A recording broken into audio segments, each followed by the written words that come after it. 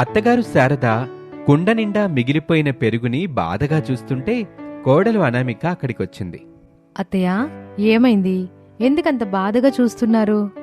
కొండ నిండుగా ఉన్న పెరుగుని బయట పడేయడానికి మనసు రావట్లేదే. కానీ తప్పదు కదా అత్తయ్య, పడేయాలి. కుండ నిండుగా ఉన్న పెరుగుని ఇంట్లో పెట్టుకుని ఏం చేసుకుందని చెప్పండి. రోజు మన ఇంట్లో 2 కుండల నిండా పెరుగు అవుతుంది. ఎంత తిరిగమ్మినా 1 కుండ పెరుగు మాత్రమే అమ్ముడిపోతుంది. ఇంకొక కుండ పెరుగు ఇదిగో ఇలా మిగులుతుంది. చెత్తలో వేయాల్సి వస్తుంది. ఇట చెత్తలో వేయకుండా ఈ పెరుగుతో ఇంకేమైనా చేసి అమ్ముదామే. ఇంకా ఏమైనా అంటే లస్సీ చేసి అమ్ముదామా, పోనీ మజ్జిగ చేసి అమ్ముదామా, ఏం చేసి అమ్ముదామో చెప్పండి అత్తయ్య. కానీ అత్తయ్య, మనం ఏం చేసి అమ్మాలన్నా ముందు మనకి ఓపిక కావాలి. నాకు మాత్రం ఓపిక లేదు అత్తయ్య. ఎట్టా ఉంటదిలే కోళ్ళ.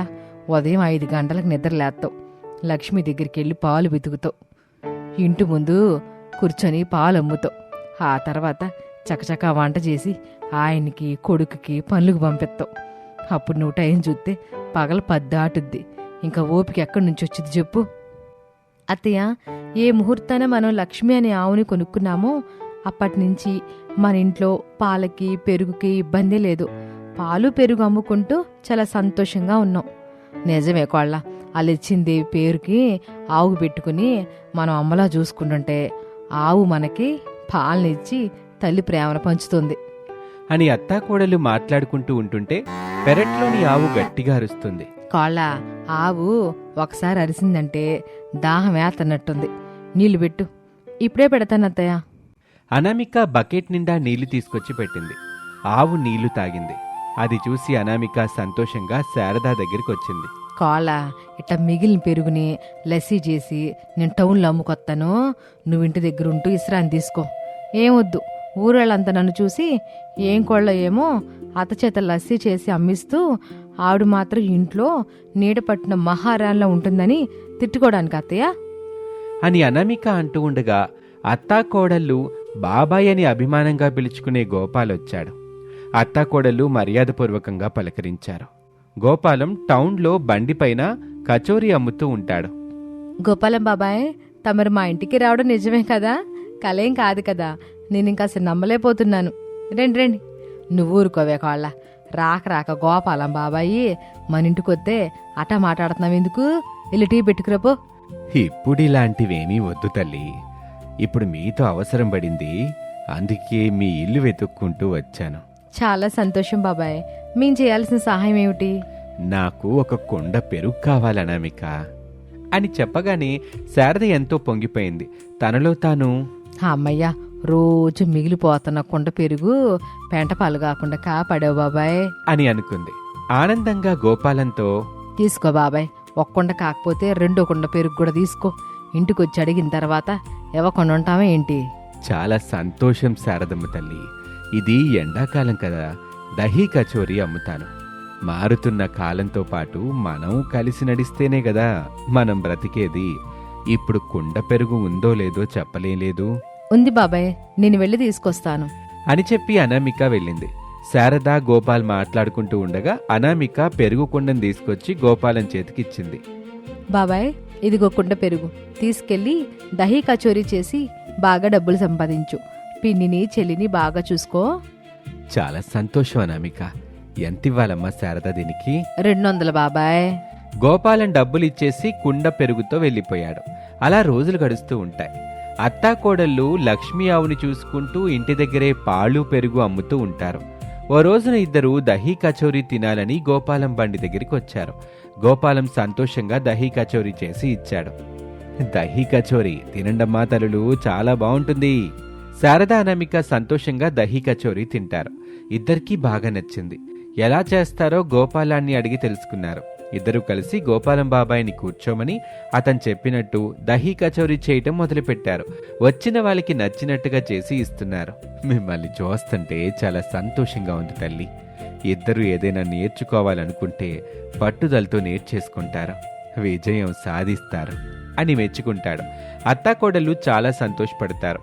అలా రోజులు గడుస్తూ ఉంటాయి.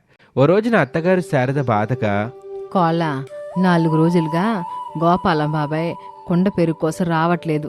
నువ్వు గమనించావా? గమనించానత్తయ్య. ఎందుకు రావడం లేదన్నది మాత్రం మా ఆరా తెలియలేదు. ఒకసారి ఇంటి వరకు వెళ్ళొస్తే బాగుంటుంది అని మాట్లాడుకుని అత్తాకోడళ్ళు ఇంటి నుంచి వెళ్తూ ఉండగా బయట నుంచి తండ్రి కొడుకులు ఇంటికొచ్చారు.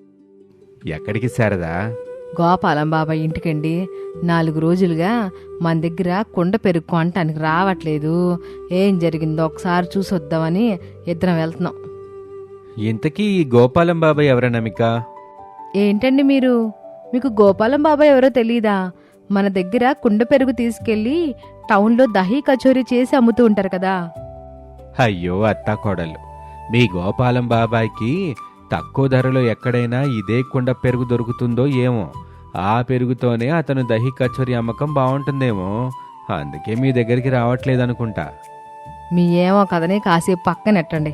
నేను నా కోళ్ళ గెలిసి గోపాలం బాబాయ్ ఇంటి వరకు ఇళ్ళొత్తాం అని చెప్పి ఇద్దరూ ఇంటి నుంచి బయలుదేరారు. కొంత సమయం తర్వాత శారద అనామిక గోపాలం ఇంటి దగ్గరికి చేరుకున్నారు. ఇంటి ముందు జనాలు గుమిగూడి ఉన్నారు. ఇద్దరి గుండెల్లో ఒక్కసారిగా గుబులు పుట్టింది. భయంతో అత్తయ్య, ఏం జరుగుంటుంది అని అడిగింది. త్వరగా లోపలికి వెళ్ళి చూద్దాం కోళ్ళ. ఇద్దరూ లోపలికి వెళ్ళగానే గోపాలం మంచంపై నిశ్చలంగా పడి ఉన్నాడు. పక్కనే అతని భార్య సుశీల, ఇంటర్ చదువుతున్న కూతురు కీర్తి ఏడుస్తూ కనిపించారు. సుశీల అత్తాకోడలని చూసింది. అమ్మా, మొన్న గుండె నొప్పి వచ్చింది. ఆసుపత్రికి తీసుకెళ్లి చూపించాం. ఆపరేషన్ చెయ్యాలి. ముందు 3 లక్షల వరకు ఖర్చు అవుద్దని చెప్పారమ్మా. డబ్బు కోసమని ఎంతో ప్రయత్నం చేసాం, కానీ దొరకలే. ప్రభుత్వ హాస్పిటల్కి తీసుకెళ్ళమని చెప్పారు. అంతలోనే ఇట్లా జరిగిందమ్మా అంటూ ఏడుస్తుంది. అత్తాకోడళ్ళకి కన్నీళ్ళొచ్చాయి. బాబాయ్, ఇలా అకస్మాత్తుగా మమ్మల్ని వదిలి వెళ్ళిపోయారా? నిన్నటిదాకా మనతో నవ్వుతూ మాట్లాడిన మనిషి ఇట్టా ఉండడం నమ్మలేకపోతున్నానమ్మా. అలా సమయం గడుస్తూ ఉంటుంది. గోపాలం అంత్యక్రియలు పూర్తయ్యాక గోపాలం కుటుంబం పూర్తిగా ఒంటరిగా మిగిలింది. ఆదాయం లేక భవిష్యత్తు చీకటిగా మారింది. ఓ రోజున శారద, కోళ్ళ, గోపాలం బాబాయి మన మీద ఎంత నమ్మకం పెట్టుకున్నాడో గుర్తుందా? గుర్తుందత్తయ్య. ఆయన వల్లే కదా మనం దహీ కచోరీ చేయడం నేర్చుకున్నాం. మరిప్పుడు ఆయన కుటుంబాన్ని మనం వదిలేద్దామా? లేదు కోళ్ళ, ఎక నుంచి వాళ్ళు కూడా మన కుటుంబమే. వాళ్ళెట్టాగో ఆ ఇంట్లో కొంతకాలం వరకు ఉండకూడదు. బయట ఎక్కడో ఉండి ఇబ్బంది పడ్డవి ఎందుకులే కోళ్ళ, మన ఇంట్లోనే ఉంచుకుందాం అని అత్తాకోడలు ఒక నిర్ణయం తీసుకుని సుశీలని, కీర్తిని వాళ్ళ ఇంట్లో పెట్టుకున్నారు. ప్రసాదు, రమేష్లు కూడా ఎలాంటి అభ్యంతరం చెప్పలేదు. ఇక అప్పట్నుంచి ప్రతిరోజు తమ ఇంట్లో తయారయ్యే పెరుగుతో దహీ కచోరీ తయారు చేసి అమ్మటం మొదలుపెట్టారు అత్తాకోడళ్ళు. అలా వచ్చిన ఆదాయంతో ఒక భాగం గోపాలం కుటుంబానికి ఇవ్వటం, కీర్తిని తిరిగి కాలేజ్కి పంపించటం చేస్తుండేవాళ్ళు. కొన్ని నెలల తర్వాత అత్తాకోడల కష్టం, ప్రేమతో వ్యాపారం బాగా పెరిగింది. డబ్బులు ఎక్కువగా రావటం మొదలైంది. సుశీల కన్నీళ్లు తుడుచుకుంటూ, మీరు లేకపోతే మా పరిస్థితి ఏమయ్యేదో తలుచుకుంటేనే చాలా భయంగా ఉంది శారదా గారు. భయపడమాక, బాధపడబాకమ్మా సుశీల. బాబాయ్ స్థానంలో నీకు అండగా మేమున్నాం. కీర్తిని బాగా చదివించుకుందాం. గోపాలం బాబాయ్ పోయినా అతని మంచితనం మాలో ఉంది. ఇక మేము మా ఇంటికి వెళ్ళిపోతాం అనామిక.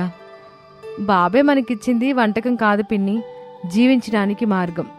ఎప్పుడు బాబాయ్నే తలుచుకుంటూ బాధపడక పిన్ని. నువ్వు మాతో పాటు దహీ కచోరీ అమ్మడానికి వచ్చే. ఇంటి దగ్గర ఒక్కదానివి ఏం చేస్తావు చెప్పు? నేను అదే అనుకుంటున్నాను అనామిక.